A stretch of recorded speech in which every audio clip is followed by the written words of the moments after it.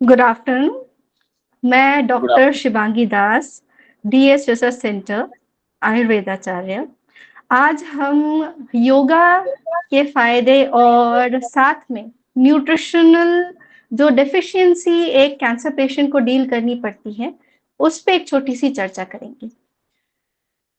Recently हम लोगों ने international day of yoga celebrate किया और योगा का योगदान अभी सबके पास बहुत ही साफ है और क्यों इसकी रिक्वायरमेंट है, ये हेल्थ को मेंटेन करने में, वेलबींग को मेंटेन करने में क्यों आवश्यक है, ये सभी और इस समय चर्चा का एक विषय बना हुआ है। उसी को हम आगे बढ़ाएंगे आज।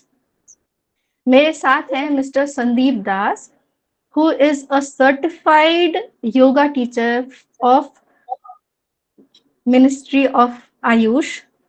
He is BSc graduate from Calcutta University. He takes offline and online classes for yoga since 2018.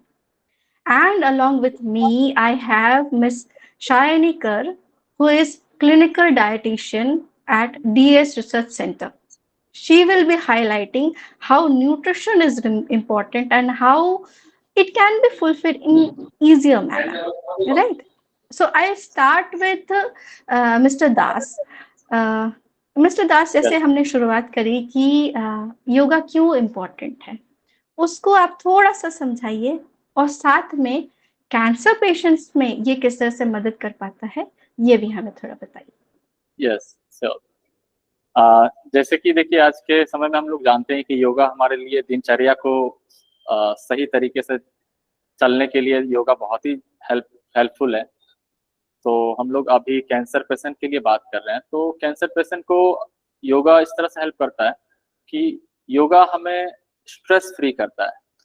तो कैंसर पेशेंट को अगर लाइटली जेंटल योगा करवाया जाए, रिलैक्सिंग योगा, जिससे कि उनके स्ट्रेस लेवल को, जैसे कि जो थेरेपी चलते हैं, केमोथेरेपी, रेडिएशंस वगैरह से पेशेंट को जो स्ट्रेस बढ़ता है, उनके फिजिकल एंड इमोशनल लेवल पे जो स्ट्रेस बढ़ते हैं, उसको रिलीज करने के लिए हम उन्हें स्ट्रेस फ्री और रिलैक्सिंग योगा करवा सकते हैं।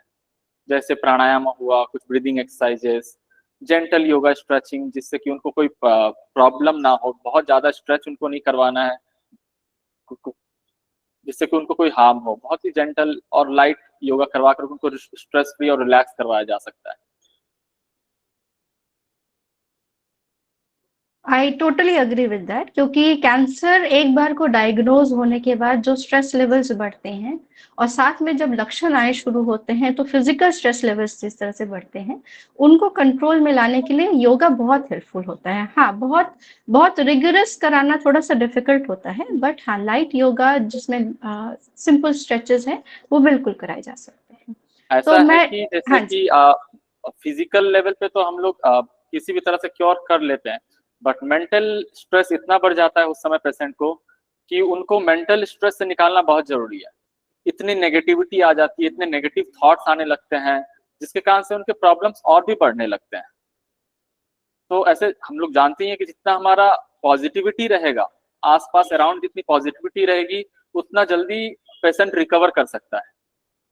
तो योगा उनको पॉजिटिव करने में हेल्प करता है। बिल्कुल, बिल्कुल। तो अगर इस समय हमने बात करी कि किस तरह से योगा मदद करता है, मैं अगर मिस शाइनी से ये बात पूछूं कि किस तरह से न्यूट्रिशन हेल्प करता है। जी। देखिए, जो कैंसर का जो ट्रीटमेंट होता है वो बहुत ही बॉडी के ऊपर एक स्ट्रेस क्रिएट करता है, पेशेंट के बॉडी के ऊपर। Whether it is chemotherapy, radiation therapy, any kind of conservative therapy patient के बॉडी के ऊपर एक स्ट्रेस क्रिएट करता है।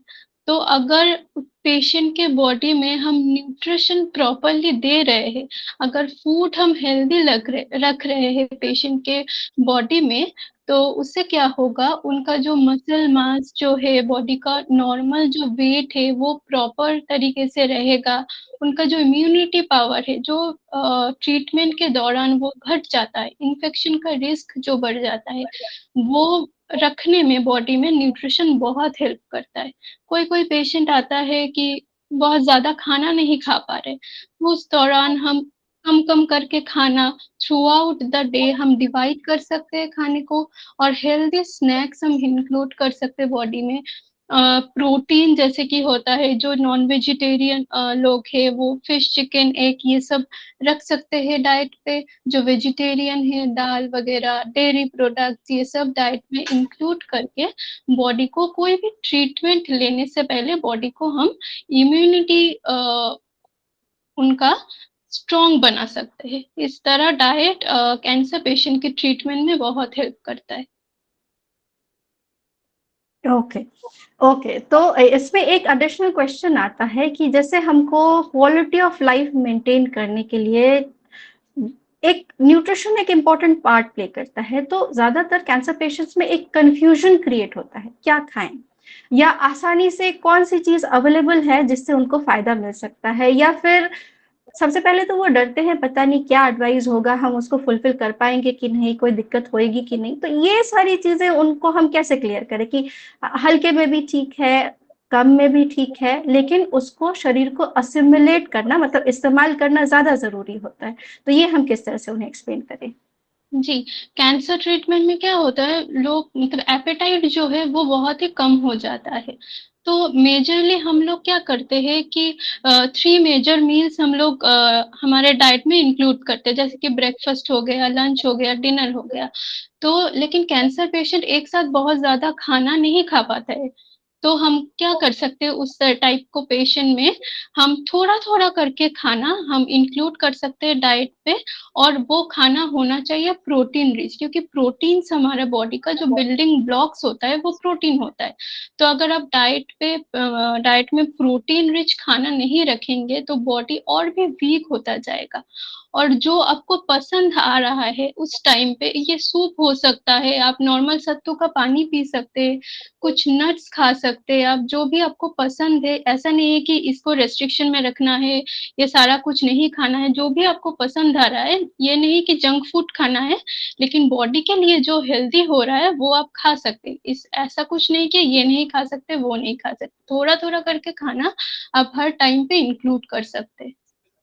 ओके, थैंक यू मिस्टर दास। अब नेक्स्ट क्वेश्चन मैं आपसे ये पूछना चाह रही थी कि जैसे मिस शाइन ने एक्सप्लेन किया कि क्या खाना ठीक रहेगा और परेशान नहीं होना है ज्यादा खाने को लेके, तो आप कुछ ऐसे योगासन्स एडवाइस कर सकते हैं जो गट हेल्थ को इम्प्रूव करने में मदद करे, जिससे न्यूट्रिशनल फुलफिलमेंट हो पाए पेशेंट की?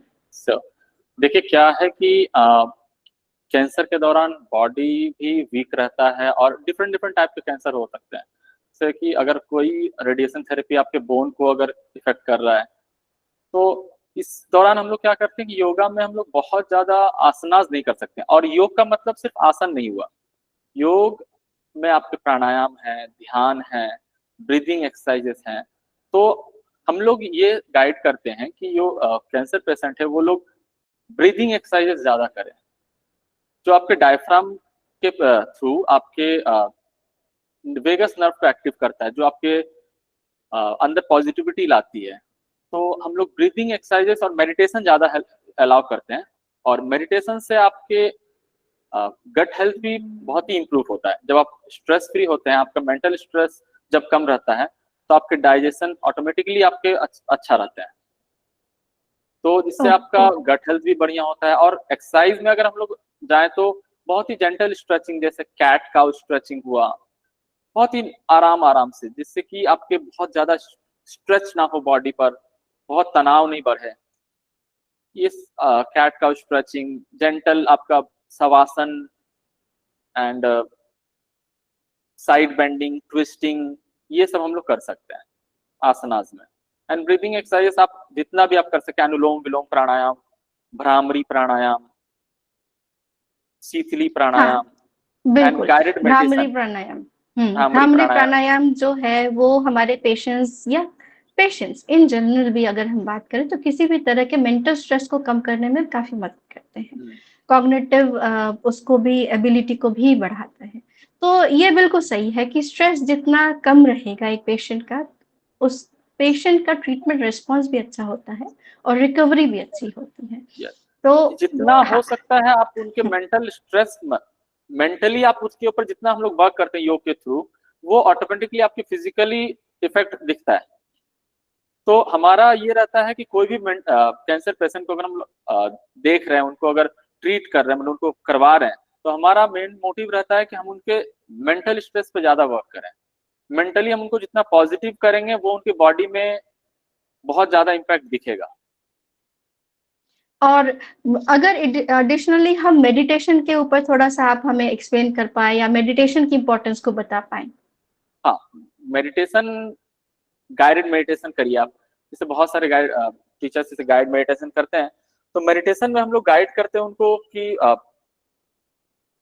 उनके जो अंदर जो थॉट्स चल रहे हैं, थॉट्स जब हमारे चलते हैं ना, तो हम सभी जानते हैं कि मेंटल, जब हमारे नेगेटिविटी आने लगती है तो मेंटल स्ट्रेस इतना बढ़ने लगता है कि थॉट्स हमें परेशान करने लगते हैं। अलग अलग टाइप के थॉट आने लगते हैं। जब भी आप कुछ भी करो, करने कुछ जाओ, या कोई ट्रीटमेंट लेने जा रहे हो, कोई थेरेपी लेने जा रहे हो, तो वहां भी आपको नेगेटिव थॉट्स इतने आते हैं कि आप उस पर फोकस नहीं कर पाते हो, और उससे ज्यादा हम परेशान हो जाते हैं। तो मेडिटेशन हम लोग उनको करवाते इसीलिए कि उनके थोड़े थॉट्स जो है वो थोड़ा पॉजिटिव हो, वो थोड़ा अपने बारे में अच्छा सोच सके कि हम जो करने जा रहे हैं वो हमारे पे अच्छे से वर्क करेगा। किसी से अगर डॉक्टर से ट्रीटमेंट ले रहे हैं तो डॉक्टर पे वो ट्रस्ट कर पाए। तो टोटली उन्हें पॉजिटिव करता है, उनके थॉट्स को चेंज करता है मेडिटेशन। ओके। और साथ में ऐसा भी है क्या कि अकॉर्डिंग टू द एज जो योगासन्स होते हैं वो चेंज होने चाहिए, अकॉर्डिंग टू सिचुएशन चेंज होने चाहिए? ऑब्वियसली ये हो सकता है, बट ये नॉर्मल केस में ऐसा रहता है। लेकिन ये कैंसर पेशेंट के केस में ऐसा कुछ नहीं है। जो भी आप करेंगे सभी लाइट होना चाहिए, जेंटल एंड रिलैक्सिंग होना चाहिए। ये सभी एज ग्रुप के लिए यही अप्लाई रहेगा। अगर कम एज भी है या फिर बहुत ज्यादा एज है, सीनियर भी है, तो उनको यही सजेस्ट किया जाए कि आप रिलैक्सिंग जितने भी हो सकते हैं आसनास वही किया जाए, क्योंकि इनको बहुत ज्यादा फिजिकली वर्कआउट नहीं करवाया जा सकता है। हाँ, एक ये क्वेश्चन बहुत ज़्यादा पेशेंट्स में रहता है कि हर तरह का योगासन क्या कैंसर पेशेंट्स कर सकते हैं कि नहीं? तो ये आपने बहुत अच्छे से क्लियर किया कि हर तरह का योगासन करना थोड़ा-सा डिफ़िकल्ट होता है, वो अप्लाई करना डिफ़िकल्ट होता है। और जो अंडर गाइडेंस अगर आप करते हैं, कोई अगर एक्सपर्ट आपको गाइड कर रहा है, तो उन्हें बहुत अच्छे से पता रहता है कि उनको क्या करवाना है। एंड ये बहुत जरूरी है कि आप डॉक्टर के अंडर में, उनके एक्सपर्टीज में आप योगा करें।